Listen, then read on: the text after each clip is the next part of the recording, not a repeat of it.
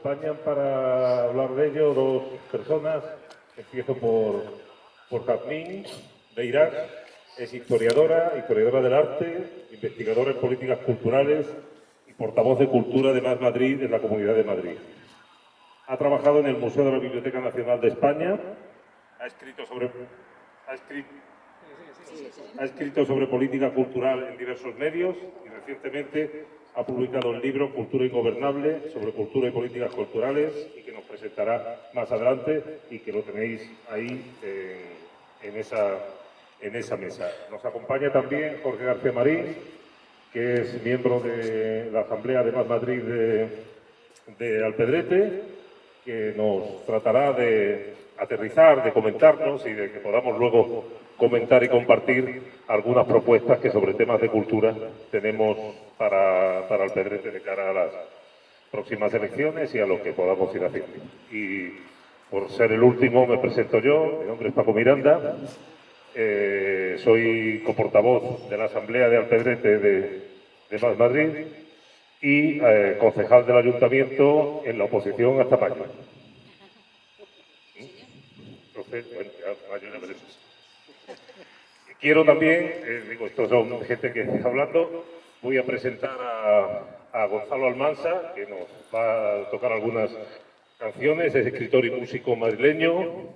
Como escritor este año ha publicado su primer poemario titulado Cuando todo se deshace, en la editorial Bajamar. Como músico solista ha actuado en escenarios como La Fídula o Libertad 8 en Madrid y este año ha publicado su primer single en Spotify titulado Cicatriz. Y como él mismo dice, un enamorado del arte y la cultura. Y no quiero dejar también de agradecer a Leandro, el escultor, que nos ha presentado esta exposición para que podáis luego verla y deleitaros de su trabajo, y a La Milana, que es una librería de aquí de Alpedrete, que la tenéis ahí para si algún día queréis ir a comprar también, ahí está permanentemente, y hoy nos acompaña aquí. Y así sin más, empezamos con Gonzalo, que nos va a cantar un tema, el que él quiera y el que él decida.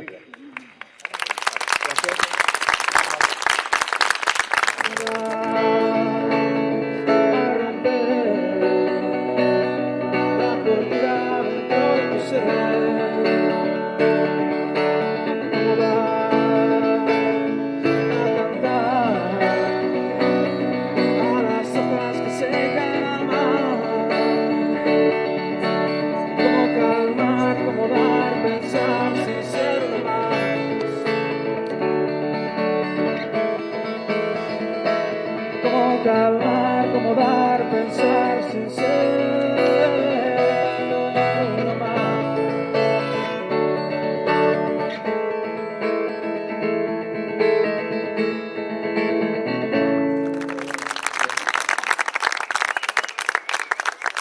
Gracias, Gonzalo. Me olvidé decir que él es miembro del sectorial joven de Más Madrid.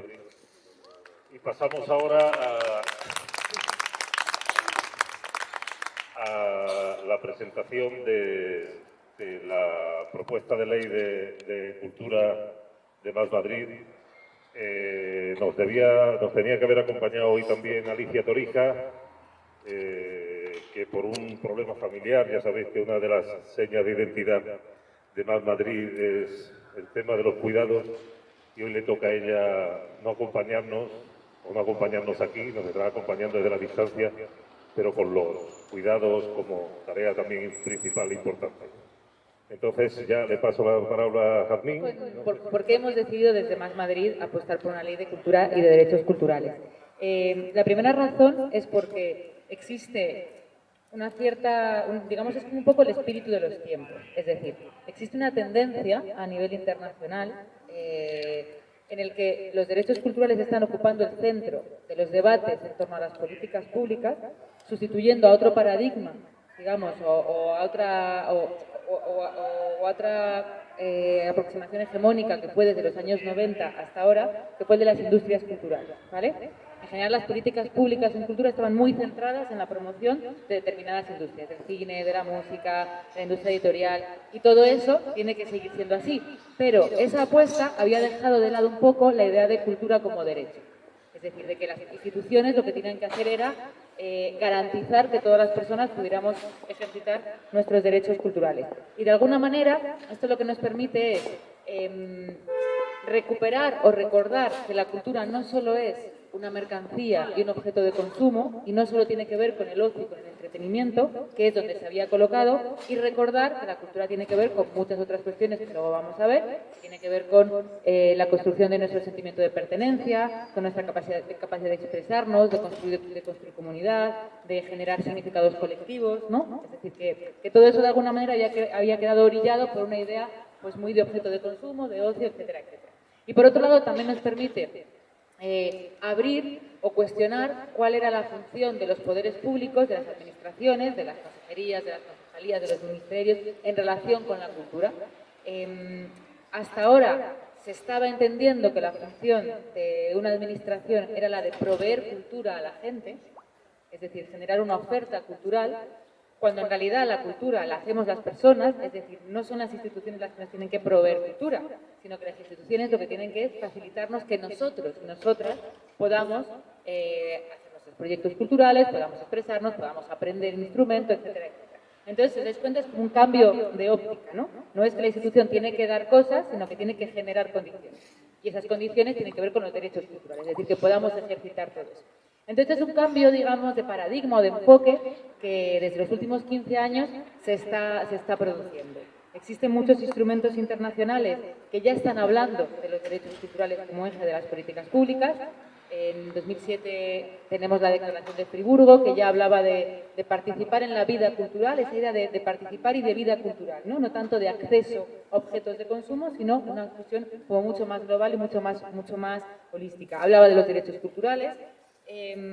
Se creó también la figura de la relatora especial de derechos culturales de la ONU, es decir, que iba a atender específicamente los derechos culturales como una categoría singular de derechos humanos, ¿no? Eso también fue un cambio para reconocer los derechos culturales como una expresión de los derechos humanos. Y luego, por ejemplo, en el Mundiacult, que ha sido ahora hace un mes, que es la conferencia que organiza la UNESCO internacional con todos los países sobre cultura, pues un poco la declaración que ha salido de ese encuentro es que tiene que haber un compromiso para proteger y para facilitar los derechos culturales. Es decir, esto os lo cuento como para que tengamos un mapa de que lo que estamos trayendo a la Comunidad de Madrid está en sintonía con algo que está pasando en el resto del mundo, ¿no? Y de hecho, las leyes sobre derechos culturales también han crecido en los últimos años. Latinoamérica ha sido pionera, existe la Ley Cultural de México, de Ecuador, de Panamá.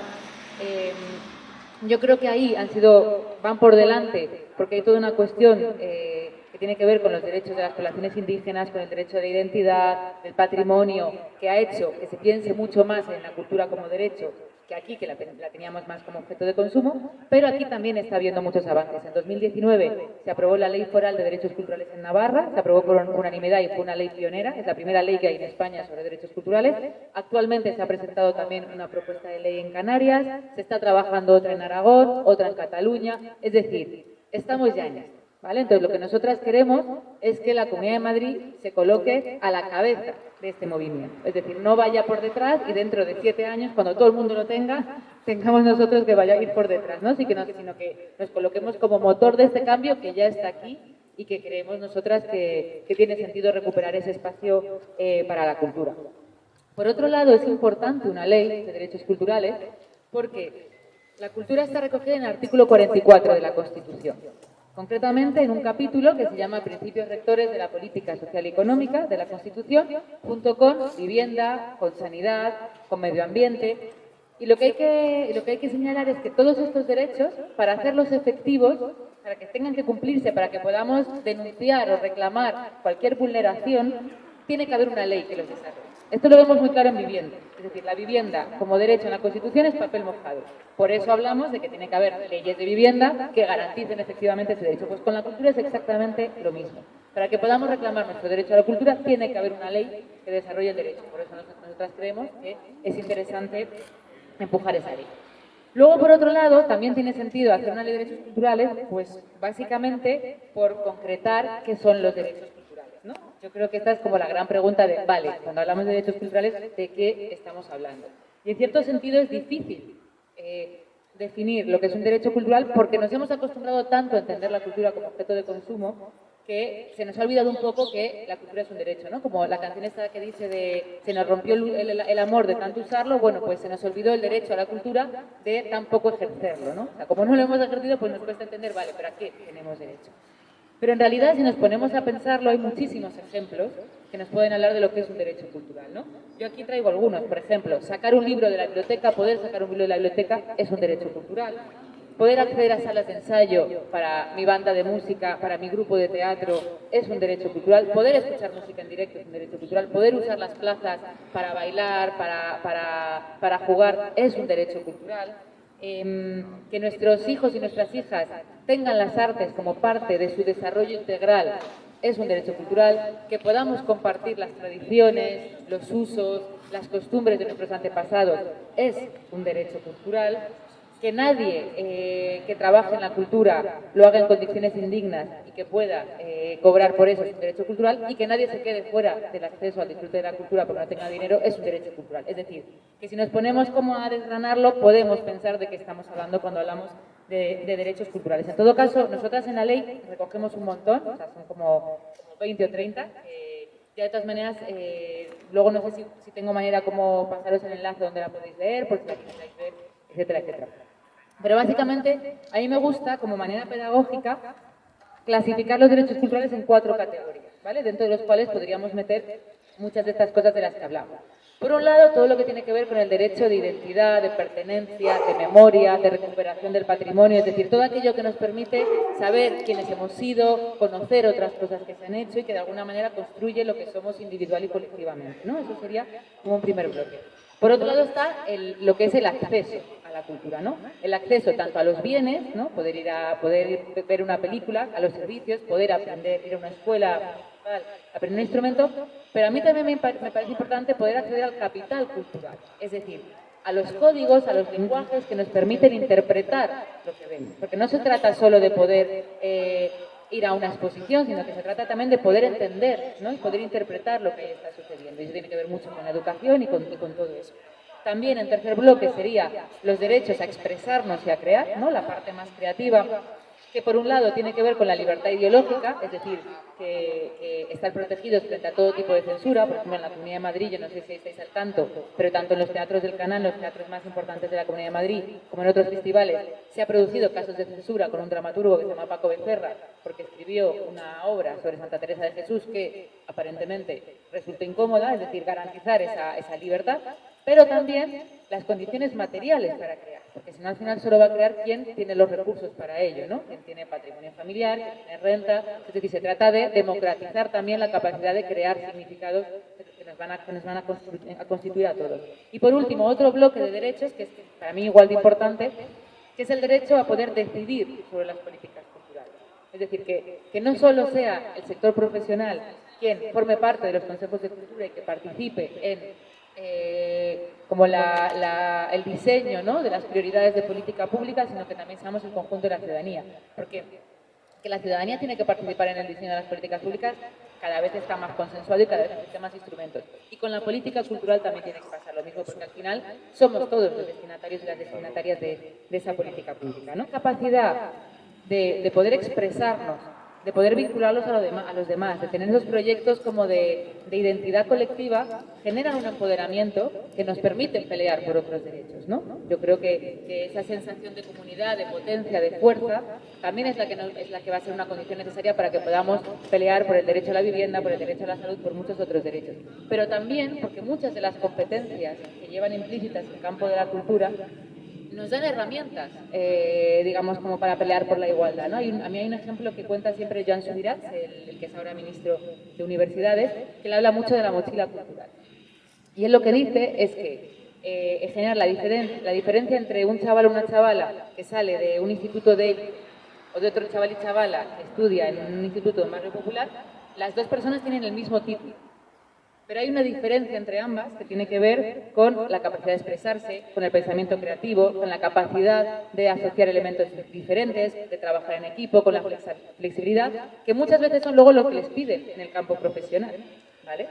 Entonces, es muy interesante pensar cómo garantizar esos derechos, garantizar el acceso a esos derechos, está totalmente vinculado, como, por ejemplo, con la igualdad de oportunidades y con la igualdad. Es decir, si todos accedemos a esas competencias de tipo cultural, probablemente estaremos rompiendo, digamos, un vector de clase que hace que solo quienes tienen acceso a esas capacidades pues tienen mejores oportunidades profesionales, mejores, digamos, más posibilidades de desarrollar satisfactoriamente sus proyectos de vida y de tener una mejor calidad de vida, ¿no? Entonces yo creo que también es importante fijar esta idea de que los derechos culturales tienen que ver con la cultura, pero también tienen que ver con esa posibilidad de garantizar muchos otros derechos que son importantes para todos y para todas.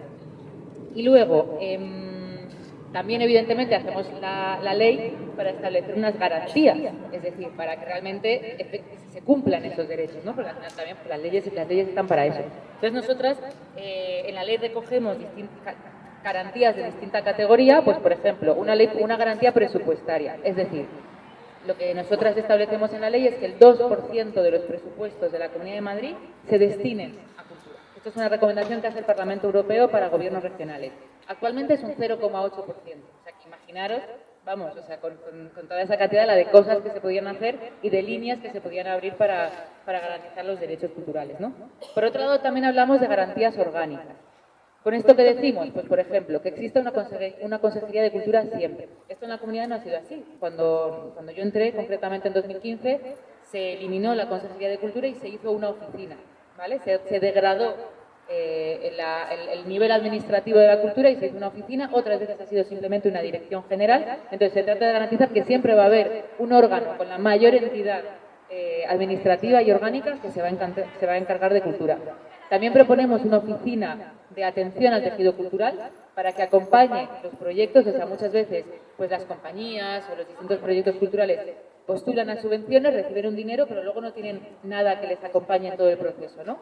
Entonces nosotras pues, pensamos que tiene que haber una oficina para facilitar todo eso y luego una unidad de evaluación. A mí esta unidad me gusta especialmente porque es lo que nos va a permitir concretar y contrastar que las políticas que se hacen se están haciendo bien. Y a la vez le da a la política cultural una entidad de política de primer orden. Es decir, que la política cultural no es una cosa como se suele asumir como decorativa, ¿no? Bueno, pues esta es la guía del ocio del gobierno, ¿no? Las actividades que hace el gobierno. Sino que es una política de redistribución y de profundización democrática real como la educación, ¿no? Entonces, por lo tanto, hay que evaluar que se está haciendo bien. Entonces, la tenemos que tomar en serio y, por lo tanto, una oficina de evaluación va a poder contrastar que se está haciendo una política adecuada desde la consejería y también ver, bueno, pues, un estado de la cultura en la comunidad de Madrid. Luego, en este mismo sentido, también proponemos garantías de planificación, es decir, que exista un marco estratégico de la acción cultural y un informe que pueda contrastar cómo se está llevando a cabo ese marco estratégico.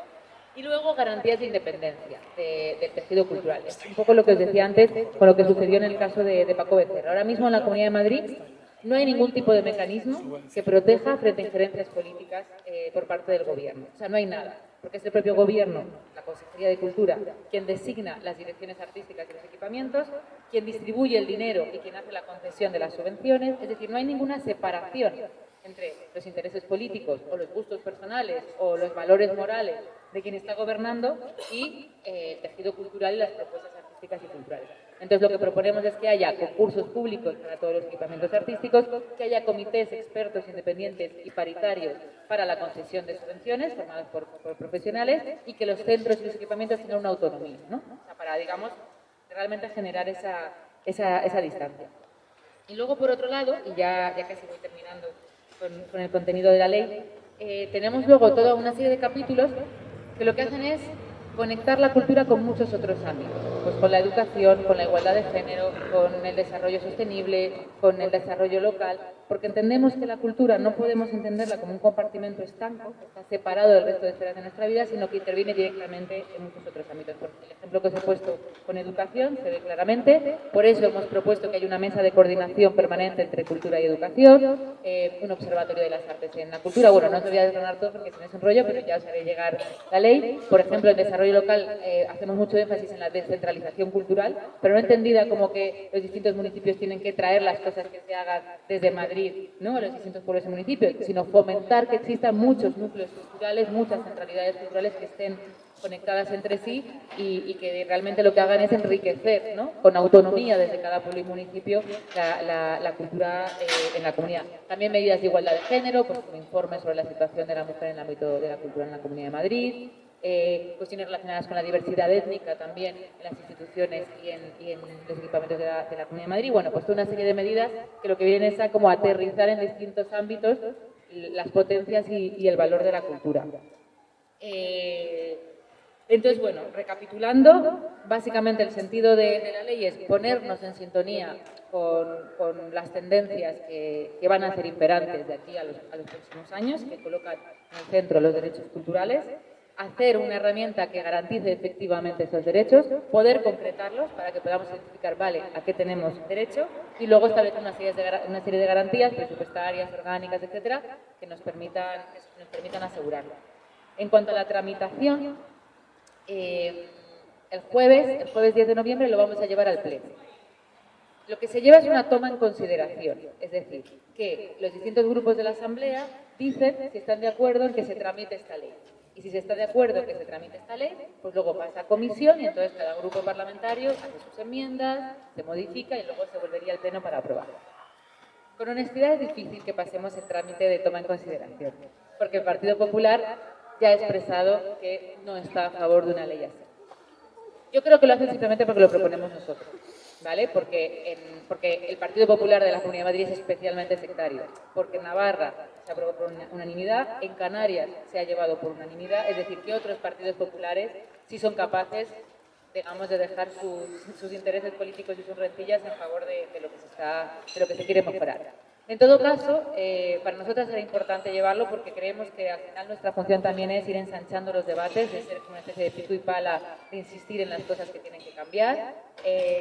Esto ya creo que va a generar un debate que va a obligar al resto de grupos también a moverse y que si no es ahora, dentro de 2 o 3 años va a haber una ley de cultura de derechos culturales. Lo importante no será decir os lo dijimos, sino que os lo dijimos, creemos que estamos abriendo camino para que eso suceda. Así que para nosotras eso es importante. Creemos que hay que apostar por la cultura y por los derechos culturales. Voy a aprovechar que está por aquí Leandro, que es, como os decía al principio, el escultor que nos colabora también con esta exposición para que la presente brevemente y así tengáis también ocasión de conocerlo.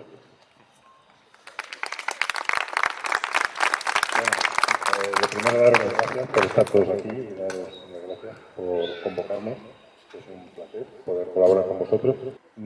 Es un trabajo que hice durante la pandemia con una amiga poeta y entonces lo que hacíamos era intercambiarnos por mail. Ella me mandaba poemas y yo hacía esculturas al mismo tiempo que yo le mandaba fotomontajes míos y ella escribía poemas.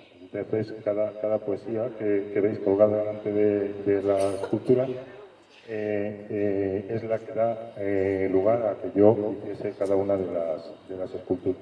Pues hicimos una publicación y bueno, y además tenéis un código QR en el que podéis escuchar recitado por la artista, por la poeta, su propio poema. Yo pienso que lo que nos hace humanos, de verdad, es el arte, la poesía, la filosofía, la literatura, porque lo otro, incluso la medicina, aunque hay alguna enfermera por aquí, Jorge, está bien, pero lo que hacen es facilitarnos la supervivencia. Pero lo que nos hace humanos, lo que nos hace vivir, en realidad es la cultura, o sea, todo lo que tiene que ver con el pensamiento, con las emociones, con lo que podemos pensar. Entonces, bueno, apoyar esa interrelación entre la cultura y otros sectores, porque yo pienso que también hay un problema de educación. La gente no se acerca a los hechos artísticos o poéticos o tal por miedo. Y simplemente, bueno, hay que desmitificar a los artistas. Somos como todos los demás, incluso bastante menos, pero entonces hay que desmitificar el arte y hay que desmitificar a los artistas para que los chavales desde pequeños se puedan acercar a él, o la gente se pueda acercar al arte y entenderlo como un hecho más dentro de su vida. Teníamos en previsión, habrá una parte de ganar ahora un premio con un cuento de la convocatoria de Más Madrid Pedrezuela y que nos lo va a leer. Como una sombra en un solar vacío. Yo también caí. La arquitectura abandonada ejerció y ejerce como un portavoz silencioso en el sufrimiento de esta ciudad. Ya no había negocios que emprender. Los colegios, los hoteles, los teatros, todo el silencio del abandono se convirtió en un lugar de donde se huye y donde no se va. Mas ese esqueleto arquitectónico de lugares sin vida acabó teniendo para mí un sentido diferente, una visión tan real y a la vez con cierta hermosura que me hizo cambiar el rumbo de mi dudosa estabilidad futura. Mi afición por la música y el mundo de la cultura, con el que me relacionaba de continuo, me convirtió en una superviviente. Empecé a darme cuenta de un reclamo inesperado entre todo ese abandono. A nuestros círculos exclusivos, donde recitábamos a Lope o a Scott, criticábamos nuestra política y las tiranías de otros países, escuchábamos lo último en rock, en punk y música electrónica que sonaba en Mountain, fumábamos marihuana. Venían fotógrafos amateurs absorbidos por nuestra naturaleza muerta, que se descomponía de una forma fascinante ante el zoom de sus cámaras. Poco tiempo después, montaba con Henry, un escritor de teatro que nunca estrenaba, y en un local adquirido a precio de risa, una galería de arte donde exponíamos fotos, cuadros y esculturas de la decadencia de nuestra urbe. Henry y yo acabamos casándonos, y más tarde adoptamos a un gato, a un siamés al que llamamos Empty. Ninguno de los dos está ya conmigo, pero sigo manteniendo el local de la galería. Tengo Alzheimer, en fase 1. Ya voy notando como cada día que pasa me roba los recuerdos y distorsiona mi realidad. Pero no es de eso de lo que vengo a hablaros. Quiero hacerlo de algo que me ha sucedido y que ha trastocado la percepción de mi vida. No de la mía, como está haciendo la enfermedad, sino de la existencia de todo lo que está y es en este universo.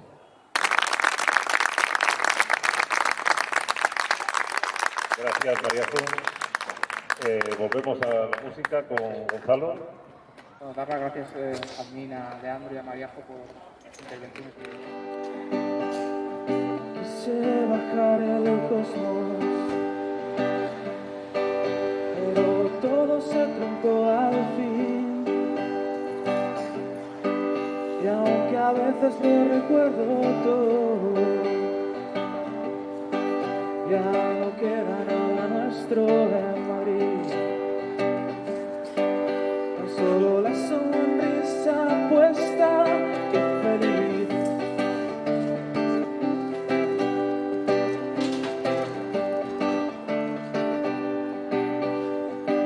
Pasarán los años sin ti, solo quedará el viento de aquel beso a fuego lento y la cicatriz. Y ahora aterrizamos un poco en Alpedrete. Bueno, pues a Jorge García Marín, como decía al principio, miembro de la Asamblea de Más Madrid de Alpedrete. Pues... Una de las cosas que quería decir antes de nada es que a mí me gusta mucho pertenecer a Más Madrid porque creo que se da la oportunidad a gente que no está tan acostumbrada a hablar en público, que no está tan acostumbrada a tener cargos de representación de las diferentes asambleas. Entonces es algo que a mí me gusta mucho, me enriquece y creo que así lo sienten todas las personas que les toca hacerlo como yo. Lo primero, pues muchas gracias por venir al acto que hemos organizado. En este acto nosotros queremos dejar claro que el proyecto que tenemos, tanto para Alpedrete como para la Comunidad de Madrid, como ha expuesto Jazmín, dista mucho del proyecto que han llevado a cabo en materia cultural el PP en la Comunidad de Madrid, el Partido Popular, y aquí en Alpedrete el Partido Popular y Ciudadanos. Muchos no conoceréis, pero hace un rato ha pasado por aquí la concejala de Cultura actual del Ayuntamiento de Alpedrete. Hubiera estado muy bien, porque además ha coincidido justo cuando estaba hablando Jazmín, hubiese estado muy bien que se hubiese quedado a escucharla para saber qué tenía que aportar para aprender a hacer una política cultural en Alpedrete. Hubiese estado muy bien porque yo creo que le hubiera aportado mucho a nivel profesional. Ya no, si no fuese tan sectaria, yo creo que le hubiera venido muy bien aprender sobre cultura y poder aplicarlo aquí en Alpedrete. Pero lamentablemente pues no ha querido acompañarnos, ¿no?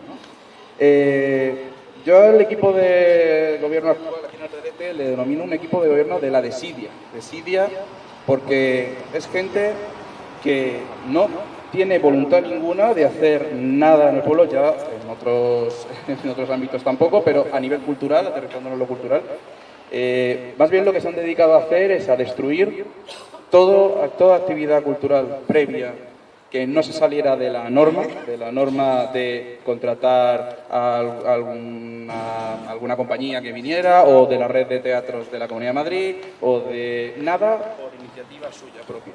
Todo de cosas de fuera, todo en ese sentido. Entonces, esta gente se ha escudado en el COVID, como muchas veces, ¿no? Se ha escudado en el COVID para no hacer absolutamente nada. Ya durante el COVID, pues era evidente, ¿no? Pero a raíz de ello, pues hacen ver que hacen muchísimas cosas, pero realmente lo que es una apuesta por una cultura popular, por una cultura de cercanía, por una cultura accesible, pues no es algo que les interese demasiado, parece ser, ¿no? Nosotros de Más Madrid, concretamente desde Alpedrete, pues evidentemente creemos que este tema es muy importante, el tema de la cultura, porque creemos que es, como ha dicho Fermín, un evento transformador de la sociedad, que forma a la gente desde pequeños. Creemos que los niños y las niñas de los colegios de Alpedrete, que los niños y las niñas que antes llenaban este centro cultural en las actividades, y a día de hoy hay actividades con plazas libres, esto nunca pasaba. Yo que he tocado el violín más de 20 años en esta escuela, y os digo que las listas de espera para hacer violín en esta escuela eran, bueno, impresionantes. Pero así pasa también con teatro, con violonchelo, con otros instrumentos, pasa exactamente igual. Entonces eso no puede ser, pues yo sé, producto de que una casualidad, ¿no? No puede ser una casualidad de, bueno, es que ha venido el COVID, entonces ellos dirían que es que ha venido el COVID y que la gente pues, no quiere tocar instrumentos de viento porque con eso contagian a la gente o algo así dirían, ¿no? No es el caso, o sea, no puede ser producto de la casualidad. Claramente hay una intención, pero sí falta de voluntad, como he dicho antes, por hacer que los niños del Pedrete escojan tocar instrumentos o escojan hacer teatro o danza. Hay una falta de voluntad clarísima que escojan pues otro tipo de cosas que para ellos son más importantes, ¿no? Entonces, después de esta pequeña introducción, quiero hablar un poco de algunos elementos históricos que viven en Alpedrete, algunas asociaciones que históricamente en Alpedrete han llevado a cabo actividades conjuntamente con el ayuntamiento o por su voluntad, ¿no? Hace muchísimos años, que yo creo que mucha gente de aquí sabrá, existía una asociación que era la asociación El Molino, una asociación cultural. Esta asociación, lo que a mí me pilló muy pequeño, esto era, pues, creo que el último Festidrete, alguien me corregirá, pero fue como en el 2003 o una cosa así, más o menos. Entonces se organizaba un festival que era el Festidrete. Era un festival que el objetivo tenía una pata cultural y una pata de defensa de los espacios verdes, con la naturaleza de la Sierra de Guadarrama como escenario, ¿no? Y traían a músicas de muchísimos países y era enriquecedor culturalmente. Esta idea en la legislatura anterior, en el gobierno anterior, se recuperó, por decirlo así, un poco la idea, no exactamente así, pero se hizo voluntad de hacer un festival que era el Festival Stop. Yo creo que tenía más o menos, o en mi punto de vista, tenía un objetivo parecido, era diferente, ¿no? Pero tenía un objetivo parecido. Al final era un festival gratuito, que podía acudir gente cualquier social o con lo que fuese, no había que pagar entrada para acudir, y se hacía con bandas jóvenes de la Sierra de Guadarrama, de Madrid, de Alpedrete, bandas que han participado. aparte, asociado a ese festival, había muchos festivales pequeños, muchos como eventos pequeños, como rondas clasificatorias, por llamarlo así, que se hacía, por ejemplo, en un parque de Alderete, o en una plaza, o en otro municipio. En Villalba también se hizo algún concierto. Entonces es una manera de acercar, además se montaba un escenario grande, quiero decir que era una manera de acercar la cultura a la gente que a lo mejor no estaba acostumbrado a ir a una sala en Madrid, uno podía acudir a una sala de Madrid a escuchar a una banda, pero que a raíz de eso, pues a lo mejor conocía bandas nuevas, había diferentes tipos de música, diferentes estilos, ¿no? Pero el nuevo equipo de gobierno que entró aquí en Alpedrete, pues llevó a cabo el de 2019 porque ya estaba en marcha, pero lo único que se le recuerda es al alcalde cortándose el pelo en un puesto que montó una barbería en el festival. Lo único que se recuerda de eso, se cortó el pelo y ya cortó de raíz directamente el festival. Dijo, venga, ya nos cortamos el pelo y nos cortamos todo. Entonces, este equipo de gobierno no ha hecho absolutamente pues, nada, ni por intentar hacer algo parecido, que es legítimo. Ellos podían haber pensado, pues yo quiero hacerlo de otra manera, o quiero traer otro tipo de grupos, o quiero darle otro enfoque. Ni siquiera. O sea, ya no es que quieran ni siquiera aprovechar un trabajo que estaba hecho para hacerlo con su tipo de cultura que ellos quieren. Es que directamente lo desecharon. Directamente no se ha vuelto a organizar. Había antes en el Alpedrete había algunas salas que además algo a mí que me parece siempre muy metafórico, ¿no? Que había una sala que era el Salón de la Corsaria, que un equipo de gobierno del PP de hace muchos años decidió convertirlo en la sede de la policía local. Una sala cultural en la que se hacía, pues por ejemplo, el concurso de disfraces del carnaval, o se hacían muchísimos actos culturales. Y dijeron, no, esto vamos a quitar aquí el Salón de la Corsaria, vamos a hacer la policía local. Y actualmente sigue siendo la policía local. Había un cine de verano, pero era una sala donde se solían hacer los conciertos, que luego con la construcción del auditorio, luego entraremos en eso, pasó a estar primero abandonado y luego se hizo el centro de mayores ahí. Pero vamos, al final es una pérdida de espacios constantes para hacer cultura, la que se ha tenido en Alpedrete, quedando como único espacio grande, realmente, el auditorio de la Casa de la Cultura. Que, aparte, se ha quedado obsoleto ya. Se construyó en 1999 y aquí está desde 1999 sin hacerle ningún tipo de actualización, reforma. Lo único que se ha hecho es una rampa de acceso al escenario y ya está. Nada más. ¿Qué provoca eso? Pues que probablemente gente que quiera o que necesite unas especificaciones técnicas para llevar a cabo sus espectáculos no puedan venir aquí al Alpedrete. No puedan, no tengan el espacio suficiente, no tengan los requisitos para atraer talento. Entonces al final eso es una pérdida, pues, considero una pérdida de espacios constante y de momento sin vuelta atrás. Se ha prometido muchísimas veces ampliarlo, se ha prometido muchísimas veces remodelarlo, no se ha hecho absolutamente nada. La anterior alcaldesa de Alpedrete, hace ya 8 años casi, tuvo colgado un cartel aquí del Plan Prisma durante años diciendo que lo iba a renovar, hizo campaña con eso, pero claro, ¿cómo lo van a querer ampliar ahora si han hecho que no haya suficiente gente inscrita en los talleres? Hay una pérdida total está habiendo muchísimos problemas. Nosotros nos vamos a poner en contacto con gente alumnos de la Casa de la Cultura, alumnos de la Escuela de Música, para pues que nos cuenten qué son los problemas que están teniendo, a qué achacan ellos esa falta de gente.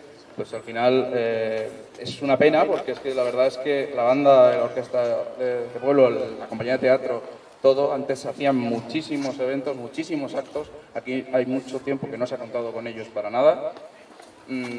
Se hacía normalmente un encuentro de bandas en las fiestas patronales. Este año lo han finiquitado también. Se trae una banda de otro pueblo con la banda nuestra de aquí. Y directamente es que no lo han organizado. Ellos dicen que por problemas de organización, por protocolos. Una cosa muy difícil, que es que la concejala de Cultura llame a otro concejal de Cultura de otro ayuntamiento, se fije una fecha y vengan, se les ponga un transporte y poco más. Quiero decir que tampoco, que no creo que sea una cosa que requiera ni mucho presupuesto, ni mucha logística, ni más allá, nada que no utilice la banda de música. Lo que nosotros queremos hacer es recuperar desde Más Madrid y ampliar toda la oferta cultural que hubo durante 4 años en este pueblo, recuperar y ampliarla, que sea una cultura que sea accesible para todo el mundo, que aparte de que haya cultura en el auditorio, pueda haber eventos en las calles, pueda haber cultura en las calles. Aquí se hizo varias actividades, varios eventos.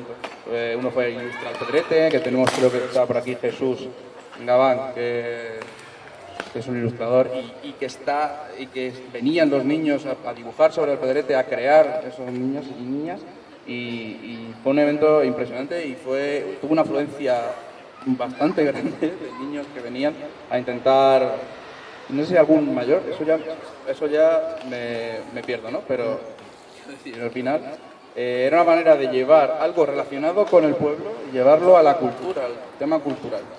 También el Girando por Plazas, que fue un evento que organizó la asociación El Remolino, que es heredera de la asociación El Molino, y que lo organizaron conjuntamente con el ayuntamiento, que se ponía una carpa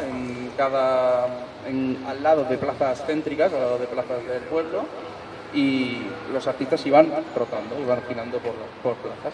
También se contó con alumnos de la Escuela de Música en una de las ediciones, y venía gente, pues teatro, títeres, danza, humor, música, de todos los estilos. Y era algo que no solamente era para los convencidos, sino que era algo que beneficiaba al comerciante del pueblo, porque se le llenaba la calle de gente, del propietario del bar porque tenía la terraza llena, o al pueblo en sí, porque al final era algo que hacía atractivo a la gente venir al Pedrete. Ahora mismo al Pedrete, ¿quién va a venir al Pedrete? Han hecho un museo, es un museo cantero. Ellos no quieren que le llamemos Museo del Cantero, quieren que le llamemos Museo Cantero. Pero no, lo han tenido cerrado 1 año y sin nadie para abrir ese museo. No potencian absolutamente nada que al pueblo se acerque gente a nada cultural. Que la gente se quede en su casa, que la gente vaya a trabajar a Madrid y cuando llegue el fin de semana, pues nos vamos todos al cine a Madrid o al teatro a Madrid y aquí pues el pueblo solo y se acabó. Otra cosa que se hizo, ¿no? Hicieron unos conciertos pedagógicos, este equipo de gobierno actual, en los que no contaron para nada con los alumnos de la Escuela de Música del Pedrete. No contaron con ellos. No contaron con ellos. Trajeron a una orquesta de otro pueblo, no me acuerdo de dónde, creo que es de Escorial.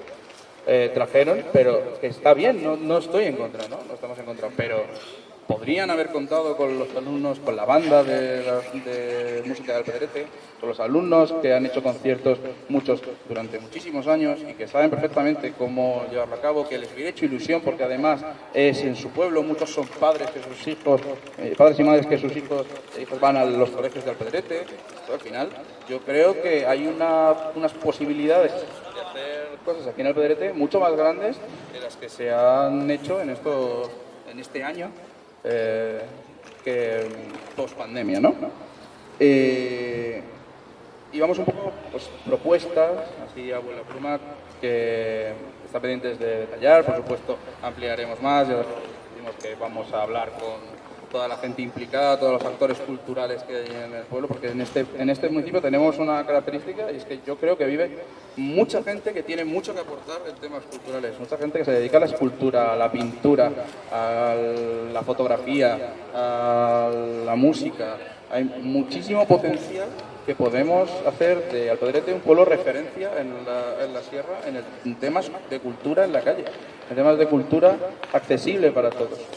Entonces, lo que hemos dicho, recuperaríamos pues, todo el tema de Girando por Plazas, de Ilustra al Pedrete, potenciaríamos el Festival Stone para que fuese pues, al final un evento de músicas, de estilo de músicas diferentes, con todo el trasfondo del patrimonio medioambiental que tenemos aquí en Alpedrete. Por supuesto, habría que ver cómo poder potenciar el valor de la Escuela Municipal de Música y Danza de Alpedrete, como hablando con ellos, cómo es posible que ellos tengan mucha más implicación con el pueblo, muchas más oportunidades de demostrar el talento que tienen. Crear pues ferias de arte, ferias de cine, ferias de fotografía o salas temáticas, con todos los tipos invitaríamos a participar a toda la gente que sabemos que tiene este trabajo, que realiza este trabajo cultural. Y también creo que es importante no dejar de lado a gente más joven en este tipo de eventos. Creo que también tiene que tener su espacio, creo que tiene que tener su espacio el arte urbano. El arte urbano entendido no como ensuciar el espacio público, no como este tipo de actos como vandalismo, sino entendido como otra esfera cultural y otro modo de expresión. Entonces creo que tiene que tener también su espacio. Creo que además es algo que está bastante en auge entre la gente joven y creo que puede ser un patrimonio importante para Alpedrete. Evidentemente tendríamos que ver cómo poder potenciar, aparte de la cultura en la calle, el tema del auditorio municipal. No puede ser que tengamos un auditorio, si queremos tener una programación cultural aparte de la programación que tengamos en la calle, tenemos que tener un espacio donde poder acoger ese tipo de eventos. Y nada más, yo luego me gustaría que en la parte de debate pues a uno pues dijera más o menos qué, si tiene ideas, si tiene propuestas, qué opiniones, cómo ve la situación cultural del pueblo ahora mismo. Y yo creo que nosotros lo que apostamos es por un pueblo con más cultura, un pueblo alejado de la desidia en la que le han sumido el equipo de gobierno de PP y Ciudadanos. Y creo que lo podemos conseguir en mayo de 2023. Gracias. Bueno, en realidad yo estoy aquí ahora representando una parte de la cultura que es muy importante, que es la parte editorial.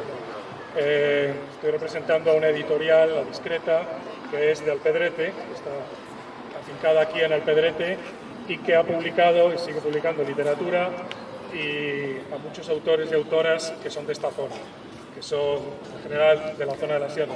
Ahí tenéis una pequeña muestra de libros de autores y autoras que son de aquí y además algunos de los muchos, diría, libros que ha publicado gente de Más Madrid. Tenéis el libro de Mónica García, el libro de Jazmín, que ahora presentaremos, y el libro de Héctor Tejero, sobre el cambio climático, qué hacer con el cambio climático, que creo que es muy pertinente en un día como hoy, que no sé si os habéis dado cuenta que estamos a 5 de noviembre y estamos aquí torrados debajo del sol. Es una cosa que, aunque nos ha permitido hacer este acto tan bonito, resulta un poquito preocupante, ¿no? Bueno, os animo a comprarlos, aparte de ojearlos y mirarlos, porque son libros muy buenos todos ellos. Voy a leer 4 poemas muy breves de una de las autoras que hemos publicado, que es una mujer de Majadahonda, que se llama Itziar López Gil, poeta reconocida, ha ganado premios muy importantes. Y este es un libro que se llama Valores Nominales, tiene un título económico, y todos los poemas tienen un título referido a la economía. Yo voy a leer uno que se llama Regalía, otro Política de Dividendos, pero lo que narra el poema es una estancia suya con su marido, que es ecuatoriano, en Ecuador, en unas comunidades de Ecuador, y establece el contraste entre nuestros valores económicos y lo que pasa en la vida de esas comunidades, de manera que muestra un poco el vacío, ¿no?, y el sinsentido de estos conceptos económicos que solemos usar en la vida cotidiana. Política de dividendos. El centro del mundo existe. Tiene la boca ancha como hamaca y su sonrisa acuna desgarrando. Es ángel y demonio hasta en su cara. Apenas abre el ojo, de mañana despierta de un golpazo a su prole y le enseña a soñar, a dar la propia vida, si es preciso, para alcanzar la periferia. Sale al alba de casa, embozado el poncho amable, con el calor de la pronta risa, desde la soledad de la cuenta, siempre magra. Única arteria de un corazón oculto, harto de vivir a golpes y también de tener fuerza. Sabe regatear el sucre y sacar yapa, hierve holgadito los choclos, lava sangre propia y ajena sobre la tabla recia de su amor, poblando de aire respirable, glorioso, el centro mismo de la tierra. Por último, custodia en bóveda, por las nubes y sueñan desde el aire, aleteando.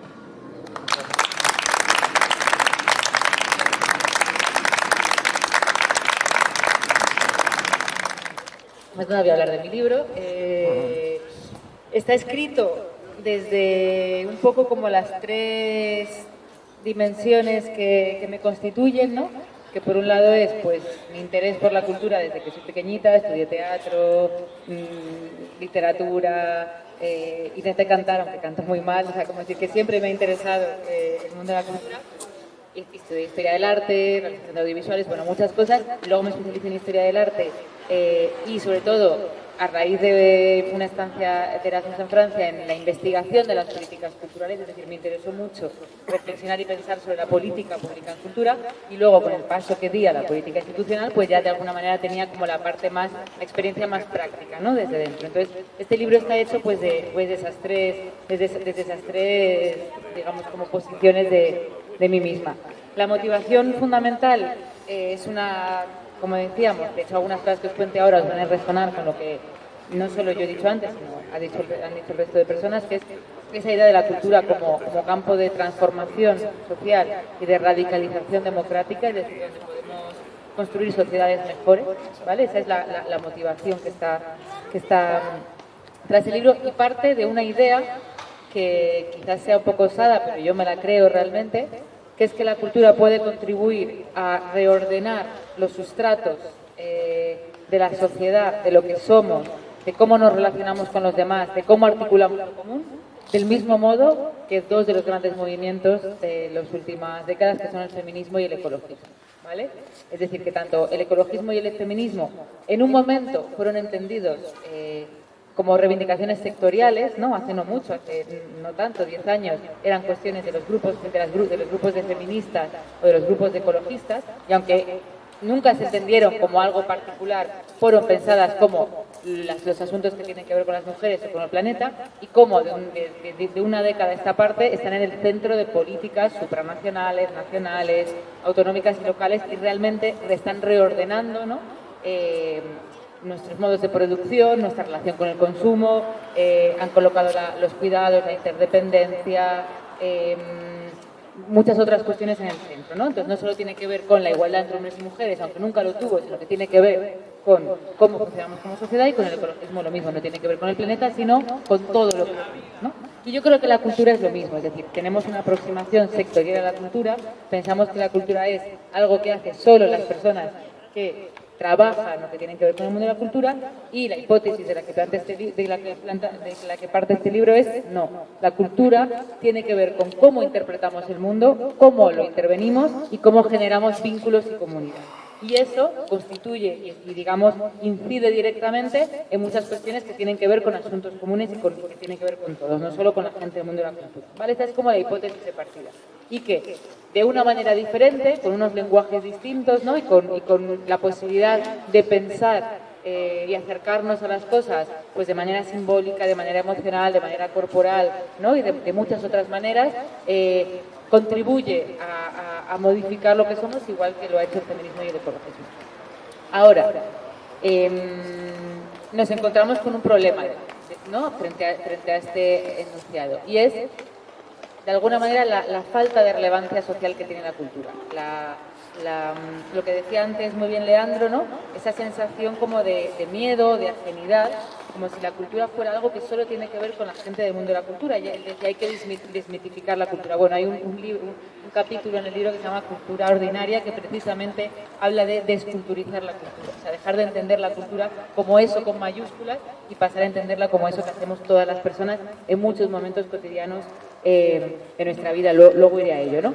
Esta falta de relevancia social se ve en la política, ¿no? No forma parte de los debates electorales, se considera siempre una cuestión como secundaria, los presupuestos son ínfimos, ¿no? Etcétera, etcétera. Pero también, y lo más importante, hay esa especie de sensación de ajenidad con la propia ciudadanía. A mí me gusta mucho poner el ejemplo de las mareas, en 2008, no sé si recordáis, las grandes mareas de educación y de sanidad. Y esas mareas estaban compuestas por toda la comunidad, es decir, había profesionales, pero también estaban las familias, pero también estaban los usuarios, o sea, toda la comunidad sanitaria y la comunidad educativa estaba enteramente en la calle defendiendo un derecho. Sin embargo, las manifestaciones que existieron para reivindicar la cultura, porque fue igual, los recortes fueron igual de salvajes, estaba solo compuesta por profesionales de la cultura. Es decir, no había ciudadanía defendiendo un derecho, porque no había la sensación de que con recortes en los presupuestos de cultura se hubiera una merma en un derecho de toda la gente, ¿no? Y yo creo que ahí hay una reflexión muy importante, es decir, cómo se ha llegado a pensar que las políticas culturales solo tienen que ver con la gente de la cultura y cómo existe una ajenidad en pensar que cuando se habla de cultura y se habla de política cultural no se está hablando de algo que tiene que ver con todos nosotros y con todas nosotras, ¿no? Entonces, este libro lo que plantea es precisamente que uno de los grandes retos que tenemos que hacer desde las políticas culturales es reconectar la cultura con la ciudadanía, reconectar la cultura con la vida cotidiana, para que esa sensación de ajenidad de alguna manera podamos romperla, ¿no? Y podamos estrecharla y podamos hacer algo que, digamos, podamos suturar un agujero que no tiene sentido, porque es que la cultura, si algo es, como ya se ha dicho, es expresión humana, es lo que nos constituye. Entonces no tiene sentido esa sensación como de distancia, ¿no? También una de las cosas que plantea, os voy contando como pequeños retazos, porque tampoco quiero como destrozar todo el libro contándolo ni enrollarme mucho. Pero bueno, esa sensación de ajenidad tiene que ver con políticas culturales que se han hecho, es decir, no es un accidente, tiene que ver con una noción de cultura que se ha manejado dentro de las políticas culturales y con una serie de prioridades que se han hecho desde las políticas culturales, ¿no? Por un lado, hay una cosa que a mí me parece muy importante, a mí me interesa pensar, que es cómo la idea de cultura se ha estrechado entre dos nociones que nos hacen sentir que no tiene que ver con nosotros, ¿no? Esa noción, digamos, más del siglo XVIII, XIX ilustrada, como la cultura, como algo trascendental para lo que hay que estar preparado, ¿no? Esa cultura más de élite, que es para especialistas, ¿no? Que hay que poner un altar, que hay que respetar, frente a una idea, de alguna manera, que la ha democratizado, que sería la cultura como objeto de consumo, que la ha hecho accesible a todos nosotros, pero que la ha relegado a un lugar también secundario de nuestra vida, que tiene que ver con el ocio, que tiene que ver con el entretenimiento. Entonces, de alguna manera, la cultura está o para los especialistas, ¿no? O en un lugar secundario de nuestra vida. Por lo tanto, es normal que nos sintamos que tiene que ver con las cosas que hacemos en el día a día, ¿no? Entonces, eso es una de las primeras cosas que hay que cambiar. Y por otro lado, pues políticas que en realidad han usado la política, que han usado la cultura para alimentar el sector de la construcción, para alimentar el turismo, las relaciones internacionales, que han hecho una política solo dirigida al sector profesional, sin por eso mejorar las condiciones de los profesionales de la cultura, que se han centrado mucho en la producción y no tanto en la circulación, en la participación, en la distribución, en la mediación cultural, en la educación. Por lo tanto, ¿no? Se ha ido como separando la cultura de nuestra vida cotidiana, que para mí es, no, lo voy a repetir mucho, pero creo que es uno de los grandes problemas, ¿no? Entonces, el libro lo que plantea es, bueno, vamos a pensar la cultura de otra manera y vamos a abordar las políticas culturales de otra manera. Y eso es un poco lo que desarrolla. Cuando pensamos la cultura de otra manera, pues a mí me gusta mucho una idea de Raymond Williams, que habla de la cultura ordinaria, ¿no? Y si nosotros miramos en la RAE ordinaria significa común.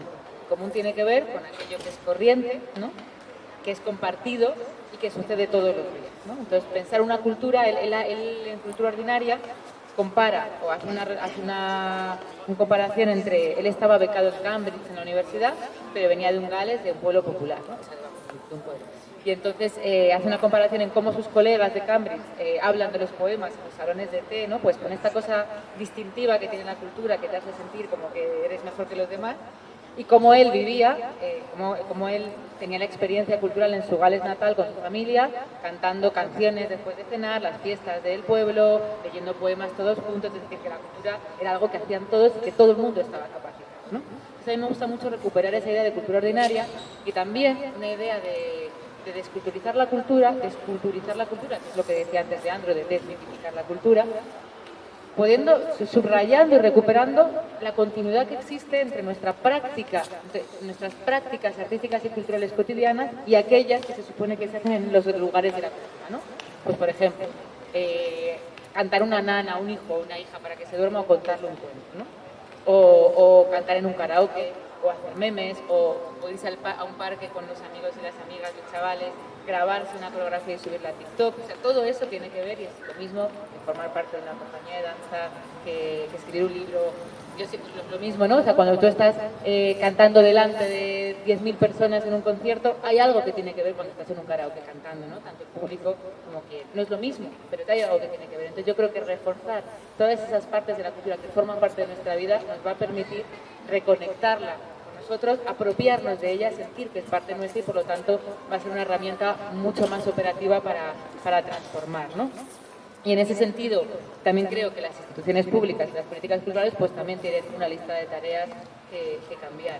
Por un lado, fomentando políticas que hagan esa reconexión y que tienen que ver con la proximidad, que tienen que ver con la participación, que tienen que ver, a mí me gusta mucho la idea de sacar la cultura de sus lugares habituales, es decir, no hace falta ver un concierto en un auditorio, no hace falta,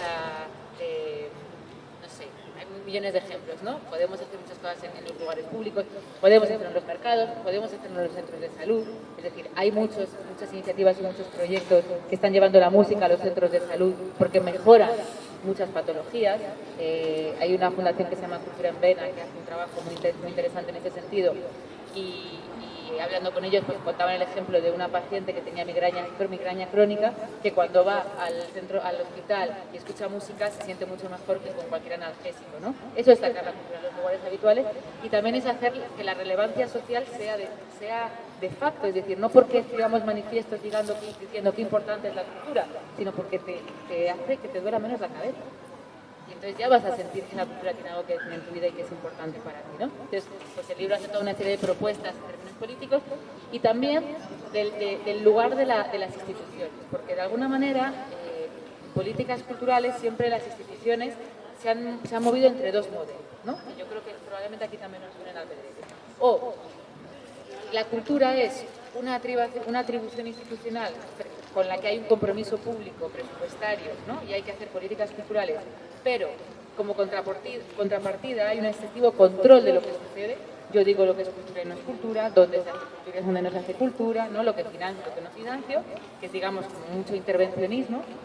O por otro lado, está el modelo más liberal, que es, bueno, para no intervenir, dejemos la cultura en las manos del mercado, ¿vale? No hay control, no hay injerencia, pero tampoco hay un compromiso público. Entonces, lo que se plantea, y un poco también de dónde viene el título de cultura ingobernable, es no. El papel de las instituciones es distribuir recursos para hacer más libre y más autónomo al propio territorio. No para decidir lo que es cultura, sino para que sea la propia sociedad, a través de asociaciones, de proyectos, de fundaciones, ¿no? Que se articule y que genere cultura. Y que precisamente a través de esa promoción de la cultura en el afuera de las instituciones es como se trama el tejido social, ¿no? Es como se genera la comunidad. Hay una idea muy bonita de Eric Klinenberg, que tiene un libro que se llama Palacios del Pueblo, en Capitán Swing, que es muy bonito. Entonces, él pone en el centro la idea de comunidad en relación con muchas instituciones, pero entre ellas la cultura. Entonces, él cuenta una ola de calor que hubo en 1995 en Chicago, en la que murieron muchas personas. Y se vio que los índices de mortalidad eran mucho mayores en los distritos y los barrios con menos recursos, con más conflictividad social, más pobres, que en los ricos, con lo cual se demostraba evidentemente que la desigualdad incide directamente en la esperanza de vida.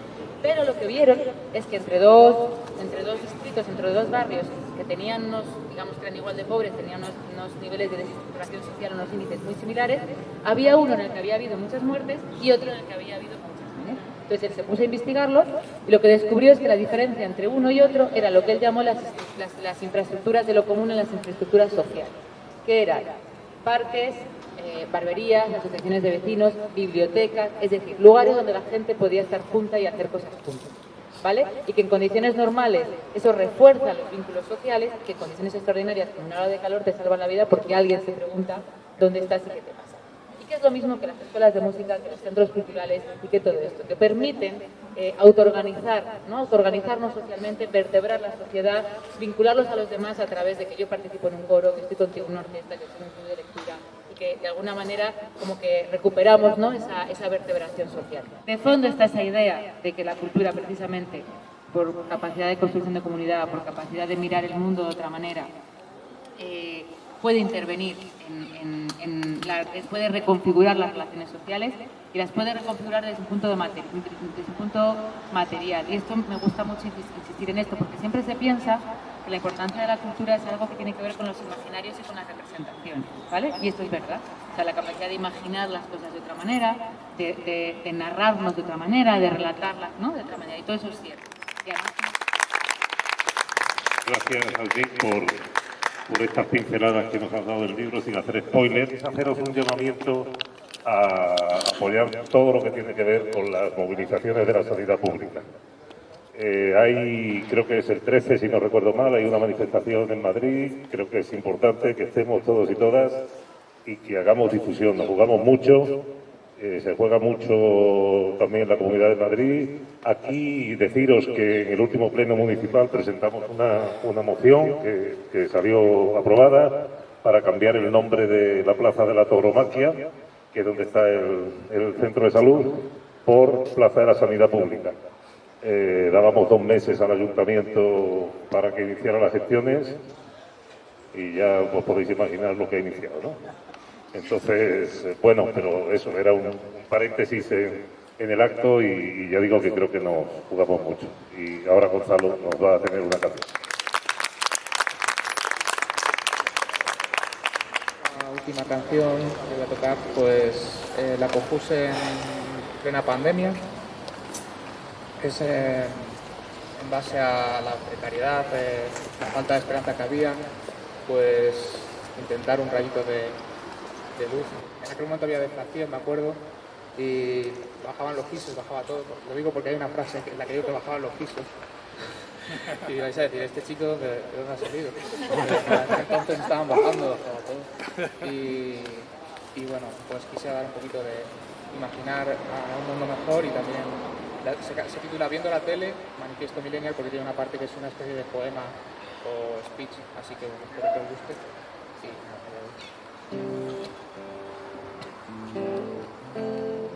Sale por la tele, la gente no sabe por qué se despierta como si le faltara el aire.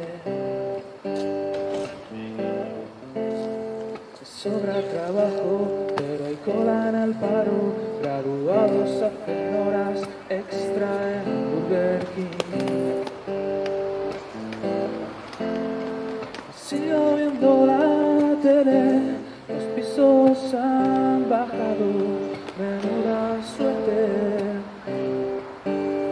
Quizá dentro de 10 años. Imagina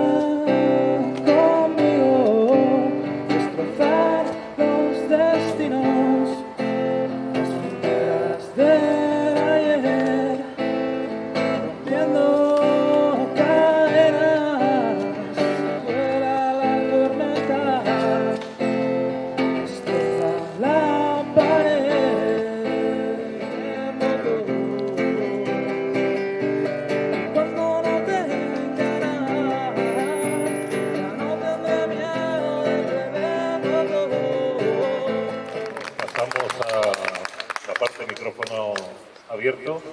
Si alguien quiere decir, preguntar, opinar, hablar de lo que... Entonces, yo creo que la cultura necesita tiempo libre para hacer arte. Hay una cultura que es ocio, la que interviene más la economía.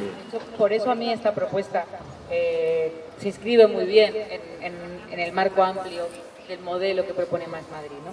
Que Más Madrid lo que propone es poner, como tú lo has dicho, en el centro el tiempo, la calidad de vida, y la cultura tiene que ver, y se escribe muy bien en eso. Pero además también creo que es importante como matizar un poco lo que decías de la pirámide, ¿no? de las necesidades y demás, lo de las necesidades básicas, que es otra idea que a mí me gusta mucho recalcar, que es lo del pan y las rosas, ¿no? Que no sé si me habréis oído alguna vez, pero la frase es queremos pan y queremos rosas, ¿no? Las rosas son como aquello que de alguna manera nos permite una vida que no esté únicamente dedicada a la supervivencia y las cuestiones básicas, que nos permitiría acceder a unas cuestiones más espirituales, la belleza, etcétera, etcétera. Entonces, eso es verdad, pero yo quiero también reivindicar que la cultura también es el pan y también son las necesidades básicas. Y es lo que decíamos antes, que creo que lo he dicho al principio con lo de la educación, ¿no? El acceso a competencias de índole artística y cultural, expresión, creatividad, flexibilidad, pensamiento, ¿no? Tiene que ver con enseñanzas artísticas, tiene que ver con incorporar las artes al ámbito educativo. Entonces, normalmente pensamos que la cultura y el arte es algo secundario y por eso pues en la educación apenas está, ¿no? Y es como decir, no, es que esto tiene que ver con las cosas del comer, ¿no? Esa distinción que se hace de están las cosas del comer, que es vivienda, trabajo, sanidad, educación, y luego está la cultura, que es eso que tiene luego a recubrir. No, es que eso tiene que ver con mejores condiciones, tiene que ver con las cosas del comer, ¿no? Entonces, son las pero también es eso. Entonces eso me parece como importante pelearlo y defenderlo. Respecto a lo que decías antes, sí, o sea, no tengo más que añadir, aunque hay matices, por eso es verdad que la hice libre.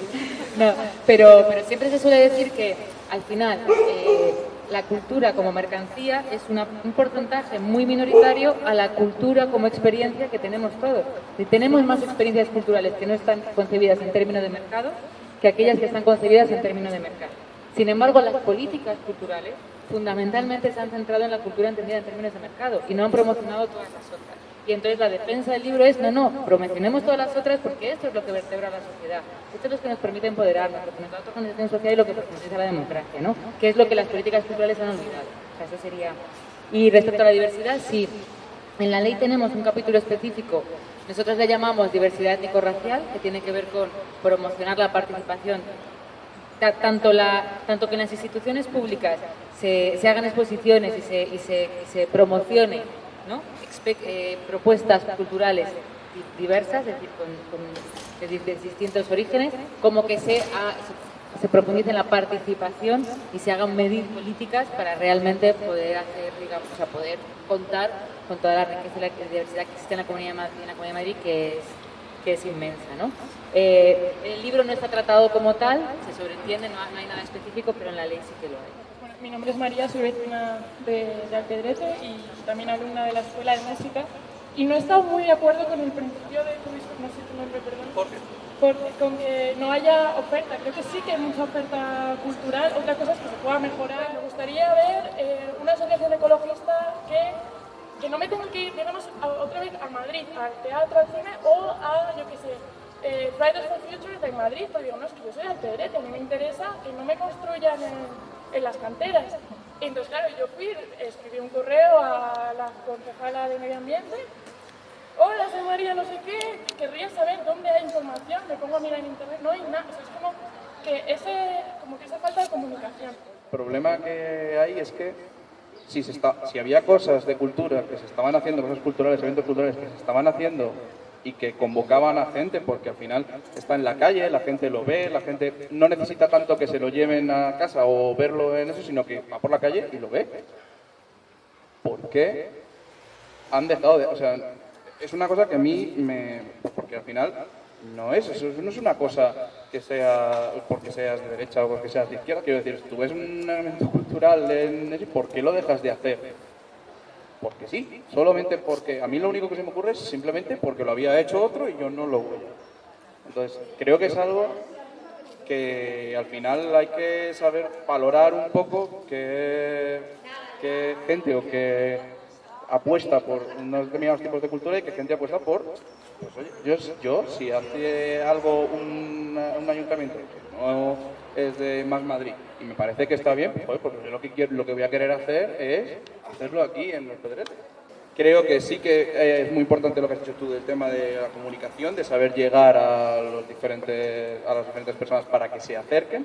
Y creo que es más un tema de potenciar cosas que han estado bien y creo que es un tema también de, de ampliar esa oferta, de sacarla a la calle, como dice Jazmín, a hacer cosas en el auditorio, evidentemente, pero hacer también cosas en la calle para que la gente se vea al Pedrete como un pueblo a nivel cultural referencia y que quieran venir aquí y que quieran implicarse.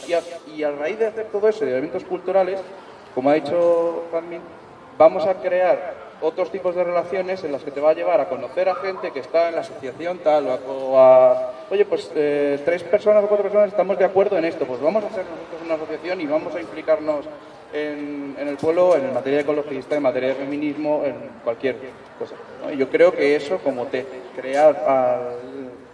esto de crear tejido social, es muy importante el tema de sacarlo a la calle. Bueno, pues si os parece vamos a ir cerrando. Hemos estado un buen rato aquí, hemos pasado, por lo menos yo y espero que todas y todos también, un buen rato. Hemos aprendido mucho y lo que nos queda todavía por seguir aprendiendo en cultura y en muchos más asuntos.